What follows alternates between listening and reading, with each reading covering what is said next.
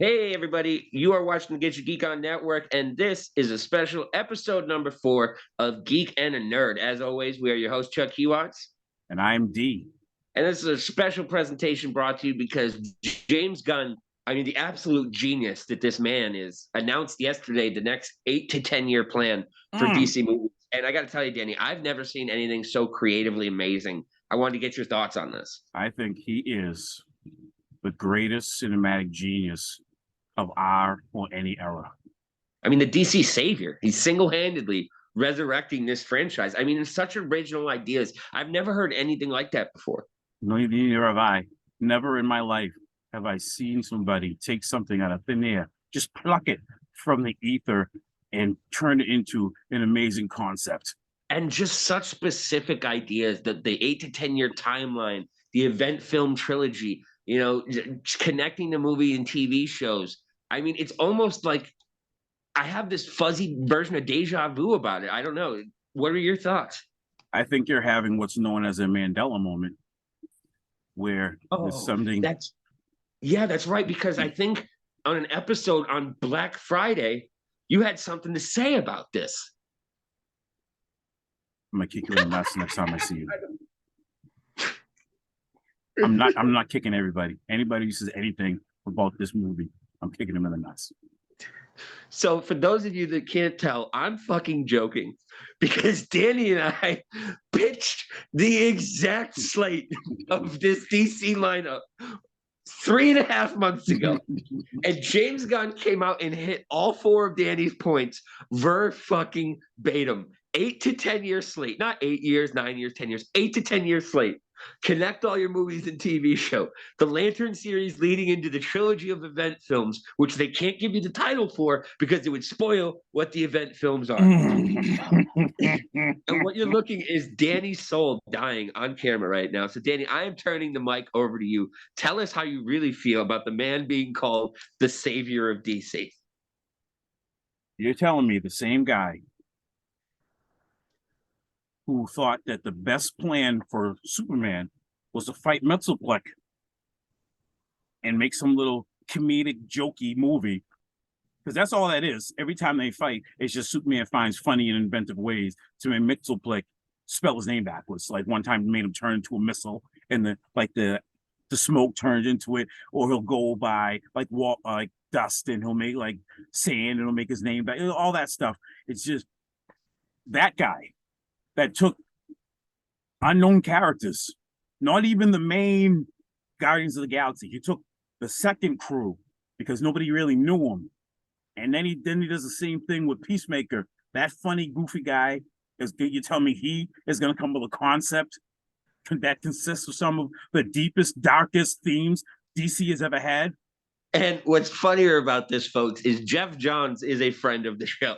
So until somebody can prove to me otherwise that they didn't watch this episode in the writer's room, I am 100% convinced they watched this episode in the writer's room. And James Gunn just read Danny's logs off of fucking teleprompter. So I want tickets. I want tickets to stuff. I want to sit next to somebody who's cute.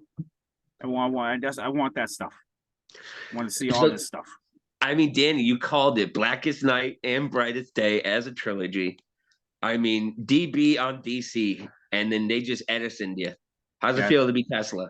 I think we're going to have to do a new segment called DB on DC. We're going to talk about all their movies because they're all going to be amazing. We're going to talk about how the end of the Deputy show is just them getting the ring. You'll see like Wonder Woman's lasso. You'll see the Flash's symbol. You'll see Lex Luthor just smile, just his grin, and everything just turn orange, and just a devious grin. And that's the end of each episode. And they can be animated, which would be even cooler. Yep. Make them all animated. Because all the actors are going to be crossing over now. The actors that do so they all voice them.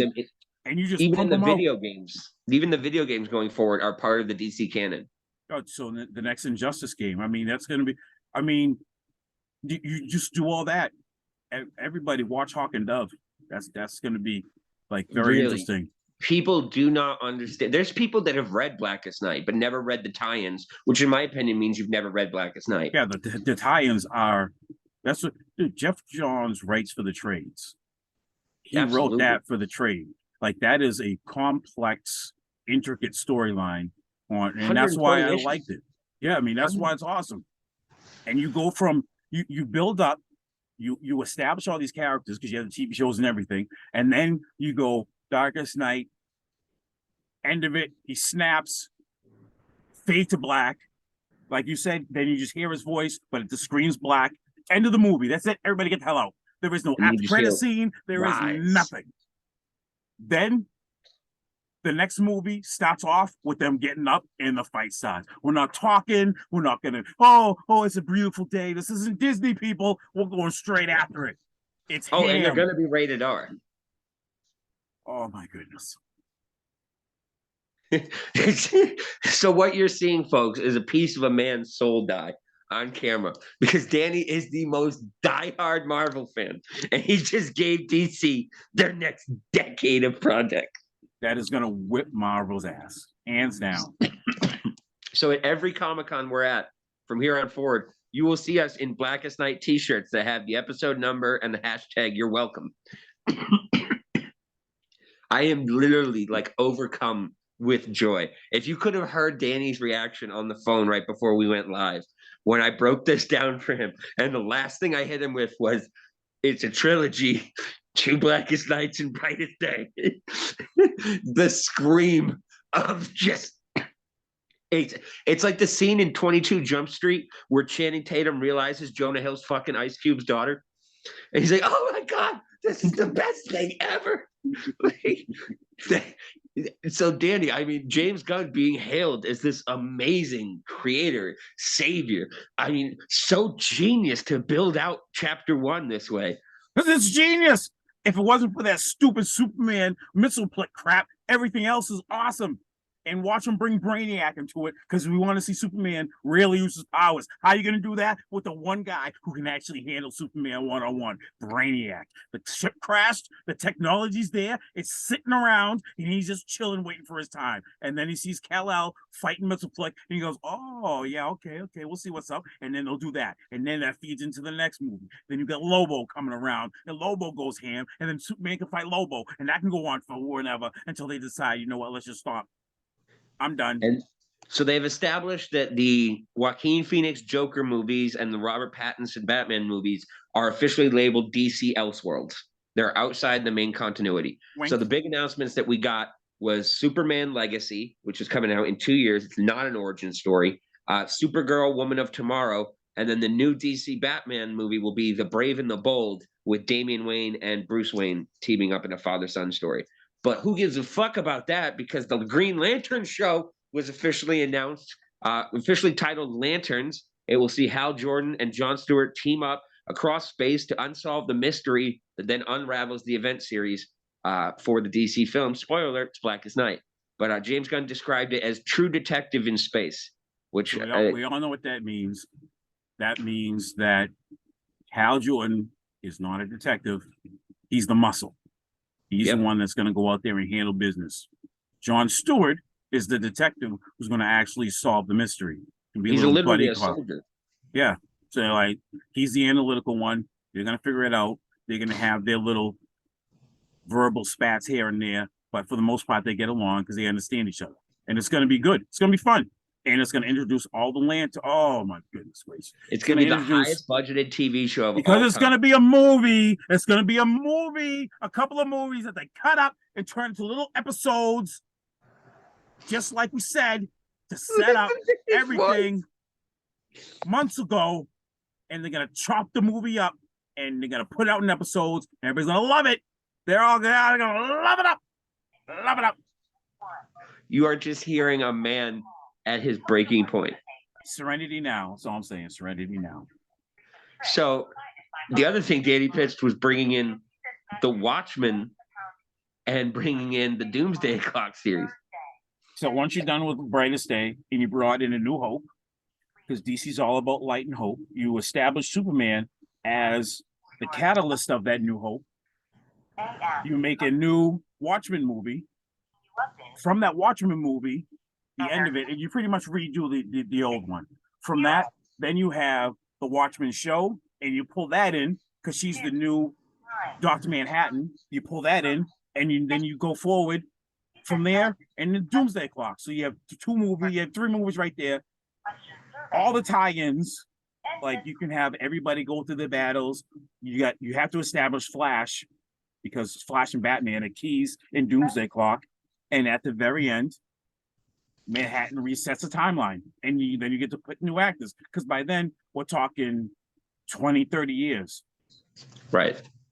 Well, yeah, because it'll be 8 to 10, and then you can do another 10 for the Doomsday Clock, and then another couple of years to do those couple of movies. At the end of Doomsday Clock, you just reset the timeline. All new actors for every hero, and you go from there. And for those that can't understand why this is so hilarious to me, it's because Danny is such a diehard Marvel fan. This is the equivalent of Lex Luthor setting up Superman to be the world's greatest hero. This is the reverse Flash making Barry the winner, like just unintentionally creating the best thing to happen to the DC franchise. This is Lex Luthor saying, I just got rid of all the green kryptonite on the planet. I mean, who needs it? The Superman guy seems trustworthy. Yeah, I like this guy. He's a cool guy. I looked in his ass. Like, I wish we had the audio of the phone call with you because your just moans of disdain were so palpably tasteful to me. And the sad part is, until someone can prove to me that they didn't watch that episode for those ideas, they watched that episode for those ideas. Yeah, we hit like every single point they're doing. You hit every single point. I came up with the post-credit buttons. That was it. This is all you, my friend. You are the Pablo Picasso of the new DC universe. It's flipping awesome. I will now be known. I'll be Tesla. I don't care. That's cool. And the best thing about it was Danny goes, I don't think I can talk about beautiful creatures anymore. Yep, and anybody that's a fan of the show knows the beautiful creature story in depth. We've talked about it ad nauseum. And now finally I have a checkmate on Danny when it comes to the beautiful creature story. Yeah, we're done. Beautiful creatures is no longer a thing. So we have decided when these movies premiere, we will show up at the theater in our You're Welcome t-shirts. We will slow walk like the Queen into that theater and go up to every single person. You're welcome, and you're welcome, and you're welcome. And you're welcome. I'm like, for what? Like, you know. You don't know that you know, but we know you know. Yeah, we know that you don't know that we know that you know deep down. It's an unknown. You don't know that you don't know. Just know this is here because. Yep. And then they'll do the Doomsday Clock. We'll bring that in. That'll be amazing. And so, then I feel like Danny, I'm watching an origin story here on Geek and the Nerd. I mean, I know we do Gridiron Geeks, but for those that don't know, best comeback in Super Bowl history, Falcons against the Patriots, 25-point comeback. I was suicidal by halftime. I was in another room at Danny's house trying to like write off my suicide note, put my head in the other. Danny, the whole game, I will never give anyone else credit. Oh, we're still in it, man. We just got to get a turnover here. 2 plays later, Matt Ryan fumbles. We just got to get this 2-point conversion here. 2-point conversion. We just got to win the coin toss in overtime. We win the fucking coin toss. And now this is an origin story, folks. And I am the Ned. I'm the guy in the chair that gets to go along for the ride with him. Yeah, well, I think Marvel has a problem, and there's only one thing they can do. And that's they need to end the MCU in about 10 years. And I know and how don't bring it back for like 20 years. Exactly. So that's why you have Galactus. You bring in Fantastic Four. You have Jonathan. Jonathan and Galactus are the only 2 beings that survive into the next universe. They fight. Well, they can fight anything. They can fight the Beyonders. Because those dudes. Wait. Don't be putting out more creative freedom for Marvel to take this. Yeah. Well, for DC, Marvel needs to do something because they're going to lose the next phase. Hands down, that's lost. Phase 5 is, no matter how much they try to do, it's not going to compete with this. They lost.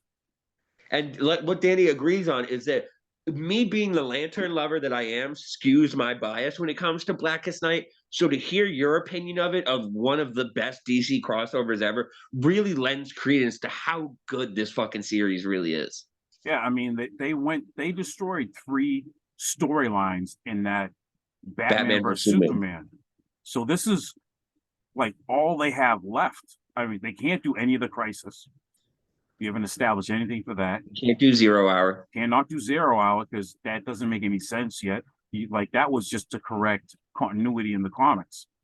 And you know what pisses me off is when these movies hit 8 years from now, there's gonna be all these people like, oh, I love the Lanterns, man. I love this. I'm like, bullshit. Were you at the midnight premiere of the Ryan Reynolds movie? No. Okay.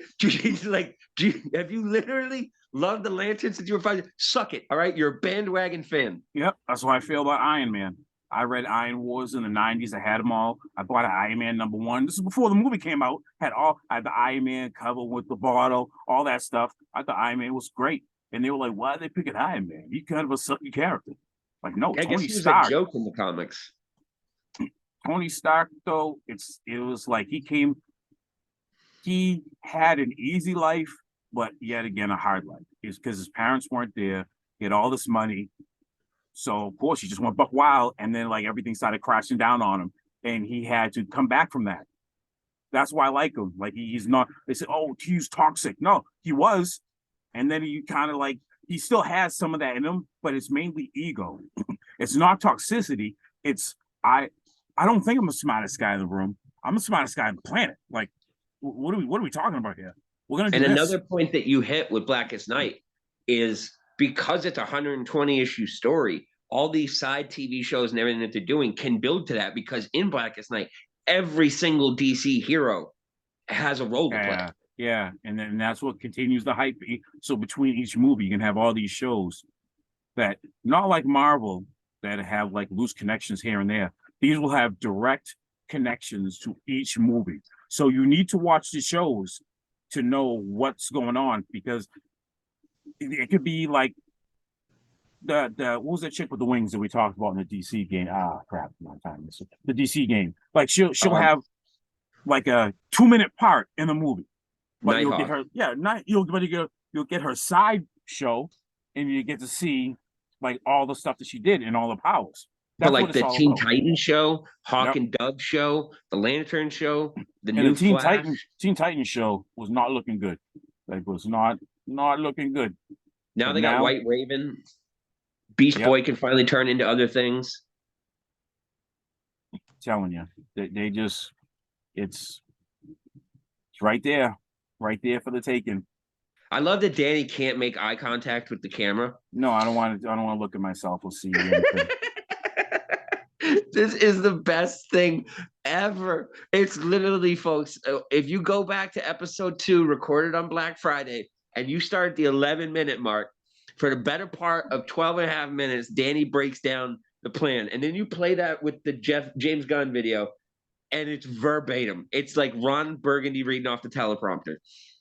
And at the end, he went, "Go fuck yourself, Danny Beatty." So I think we need to change your intro name to Negro Damas. We're gonna do DB on DC, and DB on DC. Yeah, I'm with it.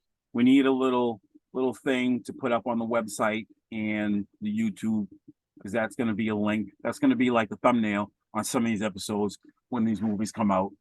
And I have to talk about note on the side to lend to the Negro Damas theory. Danny also called the Super Bowl. He called Eagles Chiefs. Oh, and your boy Brock Purdy having to have Tommy John surgery out all next year as well. Dude, he was going to start next year. Oh, he absolutely was. They were going to get rid of Trey Lance for a buttload. Yeah, I put on the website, hey, the Trey Lance sweepstakes begins in 4 weeks. Well, it doesn't anymore. Really? Who knows what? I mean, he won't be playing right for 3 years. A year out, a year again to play and stop working your way back to get the arm strength. And then the third year, I mean, that's his contract. His rookie contract is done. Even if it wasn't his throwing arm, that's still an incredible rehab. But he may never throw the same way again. Yeah. There's pitchers that have Tommy John and can never pitch again. Yeah, they change their style. They go from they become like a Maddox, and they just go with placement and movement. But you can't do that. And no, you can't do that. Not in that style. Even though they play a lot of short passes, catch it and let him run, he has to have the arm strength to get it in windows. And so Lance. I just love that Danny's face right now is going to be a meme that I'm going to put up with the James Gunn slate, because they're calling him the genius, the savior of DC. And Danny's just sitting in a chair like, really? Really? You're going to play it like that? That's what we're doing here. Yep. So at least I'll have some solace in the fact when Kansas City wins the Super Bowl and that stupid Lane Johnson with his, I'd rather win one Super Bowl and have fun than win 6 like the Patriots and not have any fun at all. Well, you got your one, so I hope you're happy because that's all you're getting. Oh my goodness. And Purdy, they were going to win. San Fran was going to win. And then that happened in the first quarter, and that was the end of that. That was this is bad times. 2023 starting off kind of blah. I just love that this is the genesis of an awesome new DCU. Like, you cannot tell me you're not excited now. Yeah, I'm gonna go see all the movies. I'm gonna watch all the shows, all of them, all the shows. Now, folks, this has been my best friend in the world for almost 11 years now. For him to say, I'm going to see all the movies and watch all the shows, when of everything that came out from DC before that was, I like Man of Steel. That's it. Yeah, everything else was trash. And now you're a fan. Yep. And they got rid of Cavill, and I'm still a fan. And Cavill was the man. I love that dude. And they like Aquaman was just a badly written Black Panther movie. That's all that was. It was a copy of Black Panther. Oh my God, that's actually a brilliant comparison. Holy shit, that's actually a really good comparison. Yeah, there was just no stakes in Aquaman, where Black Panther, there was all the stakes. Like, he was losing everything. This is amazing. As a DC fan, I couldn't be more thrilled. They're bringing my all-time favorite storyline to life. My best friend in the world got his idea jacked from him like Nikola Tesla. And the face that he's making right now, folks, is a face that will live rent-free in my mind forever. And your favorite character is going to be the man. Hal Jordan is going to rap. Because that dude, that dude's a problem. He's like, about to rack. People always think because of the Ryan Reynolds movie that Green Lantern is some bitch character and shit. He is the most powerful motherfucker in the DC universe. His power exceeds the power of the fucking rings. This dude died and was fading out of existence. Like, nah, I'm not having that. And forged a ring from his own willpower. He wielded the gauntlet, forged the ring, forged his own ring. Killed a guardian, which you're not even supposed to be able to do. Yeah, the rings are like, yeah, we can't. That doesn't happen. He's like, oh yeah, we're doing this. And keep in mind, he's the first human Green Lantern. They're like, we're not even sure the ring was going to work on a species as young as you. He's like, well, I'm about to show you what this shit can do. Yeah, and so this is part of when you have people that are in like an industry or they start doing a job for a long period of time. Then you bring somebody fresh and new into it. Without the biases of what you can and can't do. Sometimes they'll mess up, and that's what Hal Jordan has messed up. 0 hour, so there are those moments, but you also get unbridled creativity, and that's what Hal Jordan brings. Just the will to get it done.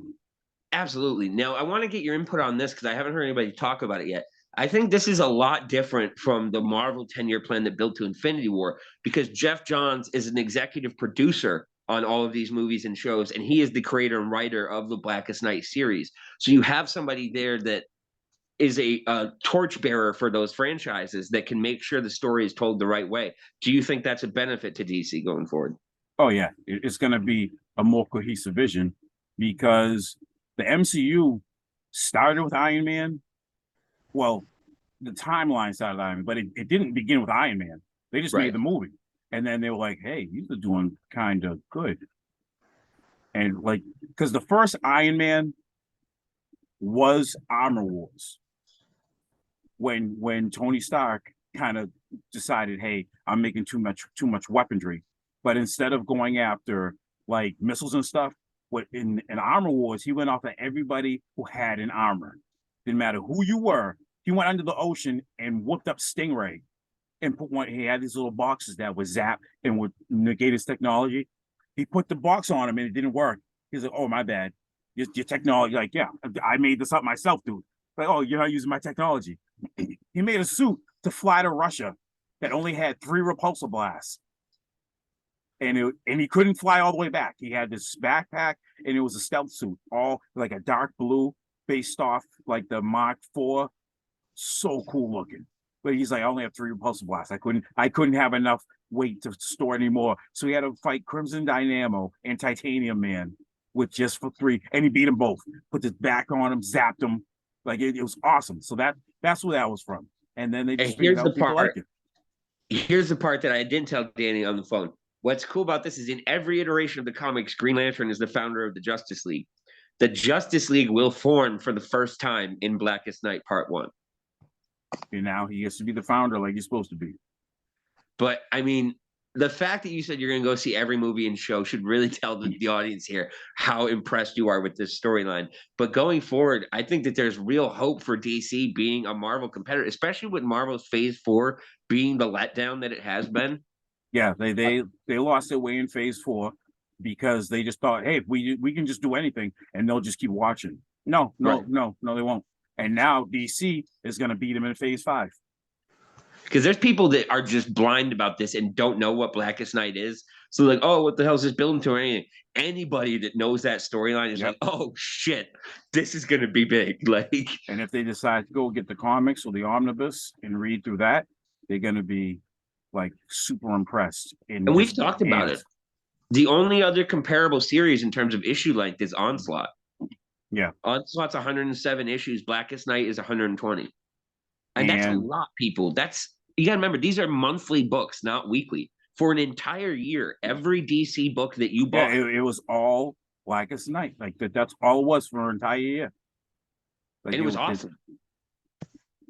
And like I said, that's what Marvel needs to do now, is not mess up the X-Men, because they need to do an X-Men versus Avengers. So they can do A versus X, they can do Onslaught, but they have to do X-Men versus Avengers. Need to build towards that after they defeat Kang. And then from there, it's time to end the MCU. And that's when you have Franklin Richards and Galactus in all like the superior powers, and you can fight the Beyonders. How about that? Because you're gonna see one of the Beyonders coming in this next in Phase 5. So that's just one, and he's a child. You find out later. So he's not even at his full power. He's just learning what's what. He has no. He really has. He's like Jonathan Richards at 10. Oh, I can create a universe. I don't know really how. I don't know how all this functions or how it works. I just know I can do it. And the other thing with DC, like the Marvel TV shows were never really connected. Like you said, they had loose references. With the way this is going to be set up, if you don't watch the TV shows and then try to go into Blackest Night, you're going to be missing pieces. Like, who the fuck is Dove? Why the hell does anybody give a shit about her? Like, yeah, you're going to see characters in the movies that are only in the movie for like 2 minutes. And you're going to be like, that makes absolutely no sense. Well, in the show that came out 4 months ago, there's 8 episodes. Yeah, so 8 episodes that kind of got all into the lore. So then you come into it and you go, oh, cool, I got to see that character. And this was the point. I went on thinking critical, and one of the comments was, this is what gets people into comics. This is one of the things that gets them into comics. Now, they do Blackest Night correctly, you're going to get people who pick a character that just happen to like in the movie, and then they want to know more about him. Now they pick up some back issues, and then they'll be like, okay, maybe I'll pick up a new comic about him. Oh, well, the new comics suck. I'll just pick up more back issues then, and they'll pick up more back issues. And I mean, this is what brings you in, that the generation that of comic fans is between like 60 to 40 is your main group. That's flowing to like baby boomers territory soon. They need to get the next generation. They need to have like people my age as kids starting to get into comics. And then their kids decide like, so they have to do it now. Marvel and DC, now they have to do it, or else their businesses are going to be done. They're going to have to merge to compete with manga. And the other thing I love about this, as everyone knows, Green Lantern's my all-time favorite hero. And with the Ryan Reynolds movie being considered as bad as it is, it's such bad. Redemption for me. Don't say being considered. It was horrible. Okay. It's bad. But this is redemption. People are saying the movie was... No. Everyone knew the movie was bad. Oh, but this is redemption, man. The next DC arc is split up from my favorite Green Lantern storyline ever. So, I mean, this is absolute redemption. He's one of the main characters. I mean, you're gonna get to see Hal Jordan go ham. And he's the one that unites the leaders of all the other corps, because they figure out working together, they can create the white light. Mm-hmm. Which is gonna be awesome. I'm just amazed, folks. So definitely let us know in the comments below what you guys are excited for in this slate. Phase 1, or they're calling it Chapter 1, Gods and Monsters. We also want to thank everybody that has been swarming the Facebook page and the website. I mean, you guys are coming in droves to a website that's only 60% done, and we cannot thank you enough. To all of our Australian fans, some of the people out there can't hate it. Those wokies might be softer than 10-ply. But and Danny, as always, remind you to watch out for drop bears. Drop bears are deadly. Well, you know that they actually did have something that would drop out of the tree. This big, huge marmoset thing back in the dinosaur times that would pretty much be in the trees and drop down. So there was kind of a drop bear. Everything in Australia wants you dead. So 100%. Like there's never been a place on Earth that is actively trying to kill you, land and sea. Like, I mean, that's why everybody lives on the coast. You can't even go in the interior. You can't live in there. Even the Aborigines, like, we do not fuck with that. Like, so what do? Well, we climb the trees and we get like the bananas and stuff. You gotta watch out for coconuts, but I ain't going in there. You don't see the Lewis and Clark trail through the middle of Australia. They took like 5 steps in. They died in their first day. It's like Dave Chappelle when they asked him a couple months ago, like, so we heard you're afraid of the ocean and the dark. He's like, I'm not afraid of the ocean or the dark. I'm afraid of what's in them. Yeah. I don't mess with the water. Yeah, I don't mess with water. Any parting words? Yep. Watch out for the box jellyfish. It's as small as a quarter. They go through fishing nets. So like they have like the nets that jellyfish nets. They put it around the swimming area. Box jellyfish can get through that. One sting will kill you. That's crazy. And you can't see them. They're translucent. They're only like about this big. And the tentacles come down about here. And they just one little boom. Oh, yeah. And don't pee on it because that just makes it worse. Urban legend. And if you are in Australia, we highly recommend you check out the best hard cider that you can buy, Dickens Cider. Nobody's had a drink till you've had a Dickens Cider. As always, guys, check out the website, GYGOnetwork.com. Keep swarming the Facebook page. Love our new segment, Get Your Leak On, where we're going to be bringing you all this movie news every week. Danny is on Critical Thinker. If you guys want to check him out on there and watch his misery for the next 8 to 10 years as these movies come so Saturday mornings, 10 a.m., go on YouTube, type in Critical Thinking, and they have a nice little show there, talking comics, little all current news. So this week I'm going to be typing a lot. I'm going to be spending a lot of money to drop little quote. Oh my goodness. This is the best thing ever. I love it. You're watching a man utterly defeated, yet so happy at the same time. That dude can suck a nut. Screw you, James Gunn. I'm kicking his dog. I'm going to be, you know what? This is what I'm going to do. I'm working on my graphic novel. I'm going to complete it. It's going to be awesome because now it has to be. I'm going to be, then I'll get on these panels and stuff and become a little famous. I'll get my name known so that I can get into some of these James Gunn adjacent circles. I don't need to be in there. Then James Gunn comes out with the announcement, like, I've created this new character, A-Doom, okay? It's brilliant. So, I got this team called Force Alpha. And the main guy is called A-Doom because, he can manipulate atoms. He's still learning because he's afraid of his power, kind of strong. And it just came to me in a dream. Yeah, I mean, somebody just said it, and I just made it up myself right now. Oh my God, Danny! Thank you as always, man. Great show. Make sure you guys check out new episodes of Geek and Nerd Weekly here on the Facebook and the website. Check out our Super Bowl special coming up next week. We'll probably do something for the Pro Bowl as well for Gridiron Geeks. And as always, daily now on the Facebook, get your leak on top movie news before the other sites get it. If you're in the news, you're in the know. GYGO knows. So, episode 4 of Geek and a Nerd. I've been Chuck Kiwas. And I've been DB on DC. Defeated.